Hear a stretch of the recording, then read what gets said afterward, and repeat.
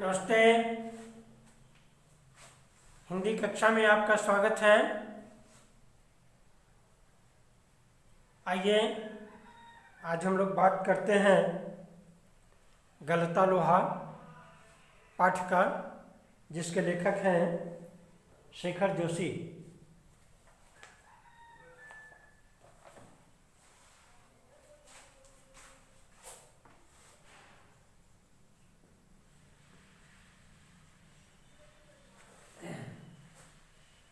गलता लोहा शेखर जोशी जी की रचना है।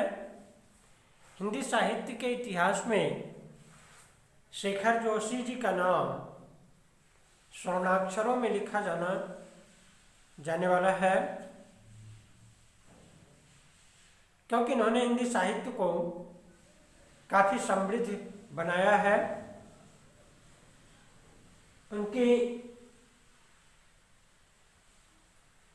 उनका जन्म 1932 में अल्मोड़ा उत्तरांचल में हुआ था और उन्होंने हिंदी साहित्य को बहुत सारी रचनाएं दी, जैसे कोशी का घटवार, साथ के लोग, हलवाहा, नौरंगी बीमार है, एक पेड़ की याद। एक पेड़ की याद वो रेखा चित्र है, नौरंगी बीमार है कहानी संग्रह है। तो इस तरह से उन्होंने ऐसी बहुत सारी रचनाएं हिंदी साहित्य को दी। उन्हें पहल पुरस्कार से सम्मानित किया गया। आइए अब बात करते हैं गलता लोहा का। गलता लोहा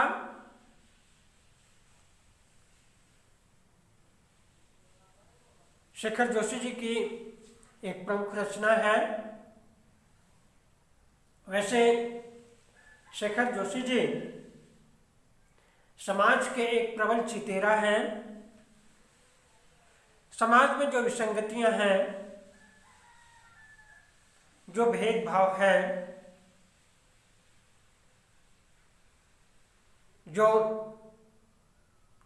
ऊंच नीच का भेदभाव है, अमीरी गरीबी का भेदभाव है, इन सबों को इन्होंने इशारे में प्रस्तुत किया है। ये इनकी खासियत रही है। ऐसा ही सामाजिक समस्या को जन सामान्य तक लाने वाली रचना है उनका गलता लोहा। गलता लोहा जो है समाज में व्याप्त जो जातिगत व्यवस्था है उस पर एक प्रहार है।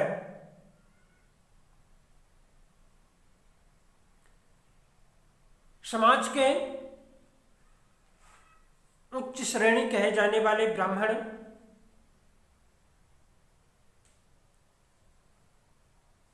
वर्ग के लोगों को आखिर किन परिस्थितियों में समाज में उपेक्षित कहे जाने वाले लोगों के बीच उठना बैठना पड़ रहा है। यूँ कहें कि एक अहंकार, एक घमंड जो उच्च वर्गों के अंदर था, घमंड के लोहे आज गल रहे हैं।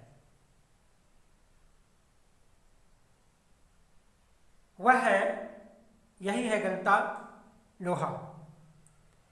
गलता लोहा एक साथ कई तरह के विडंबनाओं, सामाजिक विडंबनाओं पर उंगली उठाने वाली रचना है, जिसमें लेखक ने स्पष्ट होकर के कोई टिप्पणी तो नहीं की, लेकिन ना कहते हुए भी उन्होंने बहुत कुछ कह डाला। वंशीधर जो कि इस कहानी के मुख्य पात्र मोहन के पिताजी हैं। मोहन ब्राह्मण का लड़का है, उसके पिताजी का नाम वंशीधर है। वंशीधर आजीविका के लिए बस पौरोहित्य के अलावे और कोई साधन नहीं है उनके पास।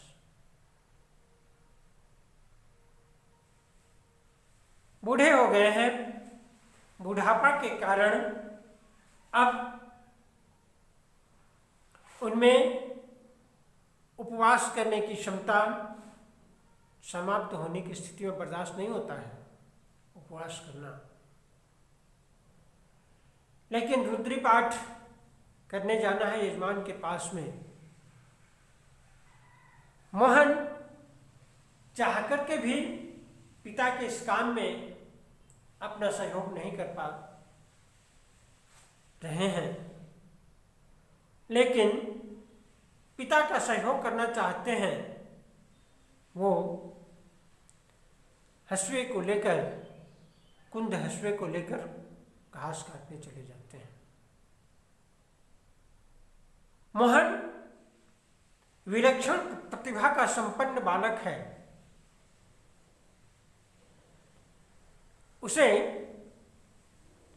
बहुत जल्दी याद हो जाता है। पढ़ने लिखने में काफी तेज है वो। विद्यालय में अव्वल आता है, छात्रवृत्ति भी मिलती है उसे। जिस विद्यालय में पढ़ता है वह सबसे तेज लड़का है वो। इसलिए मास्टर त्रिलोक सिंह उसके ऊपर बहुत सारे कार्य दे देते हैं, जैसे बच्चों से उसका गृह कार्य के बारे में जानकारी लेना, यहाँ तक कि बच्चों की पिटाई का भी अधिकार मोहन को दे दिए हैं। वहीं दूसरी तरफ धनराज, जो कि समाज का लोहार वर्ग का लड़का है, पढ़ने में बहुत तेज नहीं है, इसलिए वो अपनी पढ़ाई को बीच में ही रोक करके उसके पिताजी उसे अपने काम में गंगाराम उसके पिताजी हैं, अपने काम में हाथ बटवाने लगते हैं। लेकिन वंशीधर जी को यह पूरा विश्वास है कि उनका बेटा एक दिन बड़ा साहब बनेगा। पास के स्कूल में, पास तो हालांकि नहीं है, वो दूर ही है, में उसका नामांकन कराते हैं। नदी पार करके विद्यालय जाना पड़ता है, फिर विद्यालय पार करके घर आना पड़ता है, बड़ी परेशानी होती है। इसलिए पंडित जी ने, यानी वंशीधर ने, अपने यजमान के यहाँ से रहने की व्यवस्था कर दिए हैं और वो गांव की पढ़ाई, गांव के स्कूलों की पढ़ाई संपन्न कर लिया है। लेकिन वंशीधर जी चाहते हैं कि वो ऊंची शिक्षा हासिल करे और साहब बने, लेकिन इसके लिए शहर में जाना होगा। शहर में उनके पास पहुंच नहीं है। और वहीं लखनऊ में एक क्लर्क का काम, एक किरानी का काम करने वाला व्यक्ति रमेश, आज गांव आया है और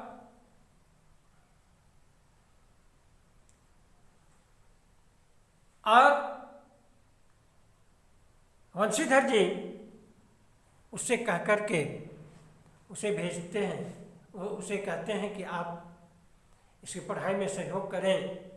वो कहता है हाँ ठीक है, जैसे हमारे और बच्चे रहते हैं वैसे ही मोहन भी रहेगा, वही रह करके पढ़ाई करेगा। और उसे अपने साथ ले जाते हैं, ले जा करके रख लेते हैं। और पढ़ाई क्या मानो तो वो पूरे मोहल्ले का नौकर बन गया है। कोई कहती है मोहन जा तो जरा दुकान से आलू ला दे तो, कोई कहता दूध ला दे तो, कोई कहता है कि जा मेरे इस कपड़े को आयरन करा करके ले आना। यानी पूरे मोहल्ले का माना जाए तो नौकर बन गया हुआ है। और पढ़ाई लिखाई उसकी सारी ठप है। जब भी पिताजी कहते हैं कि भाई उसे देखे हुए कई महीने हो गए हैं, जरा उसे भेज दीजिए देखेंगे, तो यह कह करके बात को टाल दी जाती है कि अगली कक्षा की तैयारी कर रहा है। और इस तरह से उसकी पढ़ाई छूट जाती है। 8वीं तक की पढ़ाई करता है वो। फिर उसे एक टेक्निकल स्कूल में रमेश बाबू के द्वारा नामांकन कराया जाता है। जैसे तैसे पढ़ाई करते हैं। और उधर वंशीधर जी से जब धनराम की भेंट होती है, जब भी धनराम चर्चा करता है मोहन की, तो वो मोहन के पिताजी कहते हैं वो तो बहुत बड़ा साहब बनेगा। लेकिन उस दिन उनका सारा अरमान टूट जाता है जब पता चलता है कि उसके साथ धोखा किया गया, उसके बच्चे को पढ़ाई के नाम पर रखा गया, नौकर का काम कराया गया। खैर वो वहाँ से काम करके वो पढ़ाई करके आता है और फिर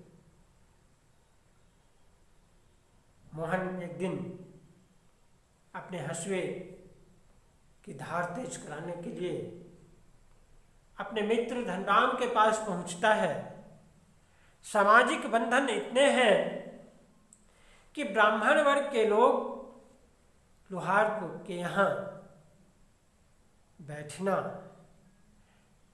उचित नहीं समझते, लेकिन मोहन उसके साथ बैठता है। फिर बात होती है अपने बचपन की कि किस तरह से त्रिलोकी बाबू त्रिलोक सिंह धनराम को 13 का पहाड़ा याद करने के लिए कहते थे और 13 का पहाड़ा याद नहीं कर पाया था। गुस्से में कैसे कहते थे कि ये लोहा तुम्हारे दिमाग में आकर के जम गया है। बातों को याद करते हैं और वो लोहे को गर्म करके गोल बनाना चाहता है, लेकिन उसे बन नहीं रहा है। वहीं मोहन जल्दी से उस हथौड़े को संभाल लेता है, छेनी से उसे पकड़ता है और फिर सधे चोट देता है। वो लोहा गोल बन जाता है। धनराम आश्चर्य से उसे देखता रहता है। और इस तरह से ये जो जाति का जो लोहा उसके अंदर समाज के अंदर जो जमा हुआ रहता है, वो अब धीरे धीरे गलता हुआ नजर आता है। यह है गलता लोहा। गलता लोहा हमें कई सामाजिक विसंगतियों पर उंगली उठाता है। जैसे अगर सरकार की तरफ से उचित व्यवस्था रहती तो संभव था कि मोहन बड़ा साहब बनता, बहुत बड़ा ऑफिसर बनता। संसाधनों के अभाव में मोहन को अपना गांव छोड़कर शहर जाना पड़ा था।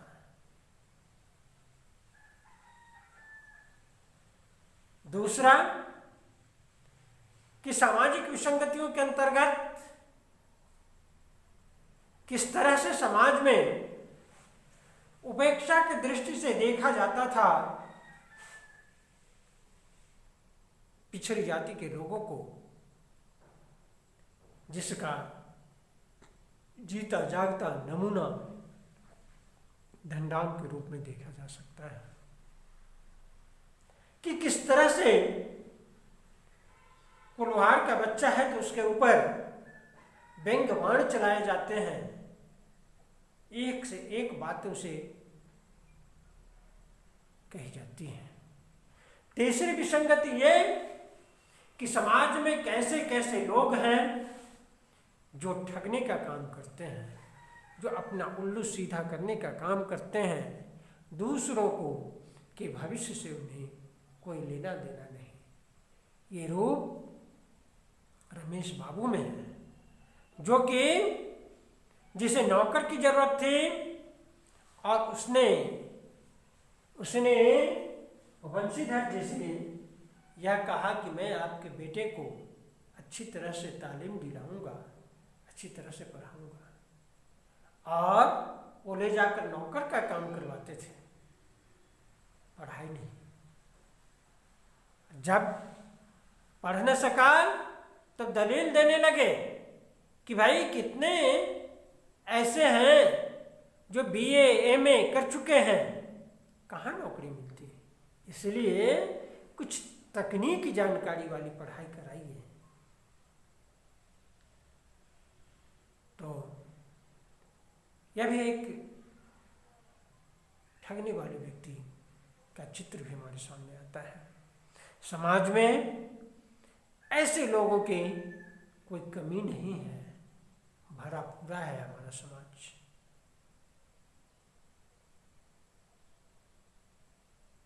तो गलता लोहा इन्हीं सामाजिक विसंगतियों पर उंगली उठाने का काम करता है, हमारे समक्ष लाने का काम, सामाजिक समस्याओं को हमारे समक्ष लाने का काम किया है शेखर जोशी जी ने। आशा है कि आपको यह कहानी अच्छी लगी होगी। आपसे उम्मीद की जाती है कि आप इस कहानी को अच्छी तरह से पढ़ें और जहाँ जो कमी या जो परेशानी हो तो आप हमसे संपर्क साधें। आज के लिए बस इतना ही। धन्यवाद।